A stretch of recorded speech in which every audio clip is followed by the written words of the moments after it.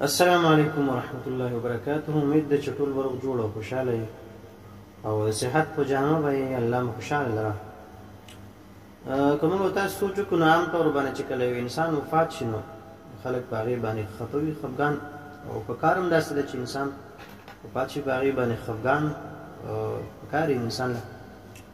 خو بعضې مرګ د انسان داسې وي چې په هغې باندې زما خپله دغه داسې وي چې هغې باندې زما زړه ته لږ غوندې خوشحالي میلاو شي. وجه دا وي چې یاره هغه مرګ هغه ته داسې میلاو شي چې لږه مطلب هغه ډېر یو داسې مرګ وي چې که چېرې انسان په دغه حالات کې خدای ته لاړ شي نو زما په خیال انشاءالله چې د هغې په بخښنه کې به څه شک نه وي. لکه دی انسان د تاسو ګورئ دی ښکلی راشي په مونځ باندې ولاړ او په سجده کې او د ده نه روح لاړ شي نو د دې نه بل ښه مرګ به زه وایم چې داسې نه وي.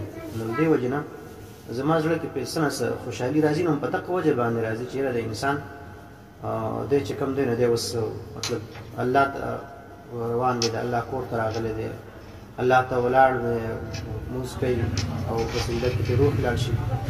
نو زه وایم چې یاره هر انسان به داسې غواړي چې الله دې ما په داسې وخت کې مرګ راکړي چې د ایمان په حالت کې وي او داس په حالت کې بلکل او بیا لمونځ ته ولاړ او لمونځ په حالت کې په سجده کې یقینا د دې نه ډېر بهترین مرګ بل نه وي. د شهادت مرګ هم دی، هغه ځان ته جدا مرتبه لري. خدا هم د انسان په زړه کې دا هم راشي او خواهش لري چې که چېرې مرګ راځي ما ته نو الله داسې وخت کې راکړي چې ته زموږ نه راضي وي او ته زموږ نه خوشحاله وي. نو بخیر دی که مرګ راشي نو څه مسله نشته، هسې هم یو ځل مرو په مرګ باندې به هر یو ځای روح چې کوم دی هغه یو ځل د دې دنیا نه فنا کېږي او موږ پیدا د مرګ دپاره یو. خو اصل کې مطلب مې دا دی چې د مرګ دپاره تیاری پکار دی چې یاره مرګ له تیاری وشي چې که چېرې داسې یو اچانک انسان ته مرګ راشي چې مطلب کم سے کم دی خو تیار وي که نه. نو که موږ تاسو سوچ وکړو په دې اوس د وخت کې چې یاره آیا زه مرګ ته تیار یم که نه یم تیار، نو مطلب زما عمل داسې څنګه دی چې مطلب که زه چېرې بالفرض اچانک مړ شم نو آیا زه الله له جواب ورکولی شم یا نه شم، فرشتو له جواب ورکولی شم یا نه شم. نو پکار ده چې هر وخت انسان داسې تیار وي چې هغه په دې باندې په زړه کې مطمئن وي که یاره چېرې ما لږ مرګ راشي نو انشاءالله چې الله ته به زه دغه یم پاک به یم انشاءالله، ډېر مجرم به یم.